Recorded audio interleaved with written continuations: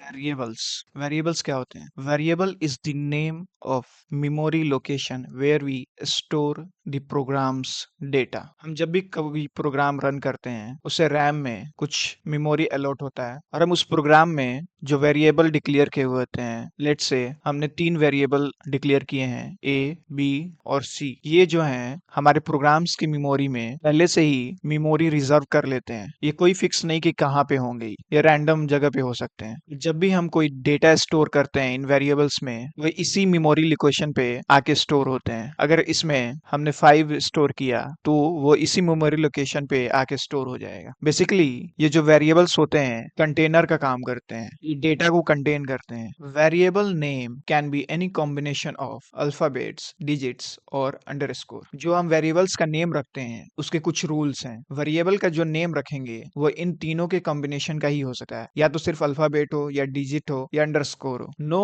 Other symbol is allowed. इन तीनों के अलावा कोई और सिंबल यूज नहीं हो सकता, एरर देता है। वैलिड वेरिएबल नेम, यहाँ नेम होगा, can not start with a digit. कोई भी वेरिएबल नेम डिजिट से स्टार्ट नहीं होना चाहिए। अगर किसी भी वेरिएबल नेम को हम डिजिट से स्टार्ट करते हैं फिर वो एरर शो करेगा। Variable name can not be a keyword. जो हमारे कीवर्ड्स होते हैं, रिजर्व्ड वर्ड्स होते हैं, वो as a variable name use नहीं हो सकते हैं। इस पे भी एरर आते हैं। कुछ एग्जांपल दिए हैं, आप देख के बताएं उस रूल्स के हिसाब से क्या ये वेरिएबल नेम्स वैलिड हैं या नहीं है। आप पॉज करके खुद ट्राई कर सकते हैं। वैलिड वेरिएबल्स जो नेम होते हैं या तो अल्फाबेट्स हो सकते हैं, ये कैपिटल और स्मॉल दोनों हो सकते हैं, या डिजिट्स हो सकते हैं लेकिन डिजिट से स्टार्ट नहीं हो सकते हैं, और अंडरस्कोर हो सकते हैं। ये अल्फाबेट है, ये सही है। अल्फाबेट और डिजिट है लेकिन डिजिट से स्टार्ट नहीं है तो ये भी वैलिड है।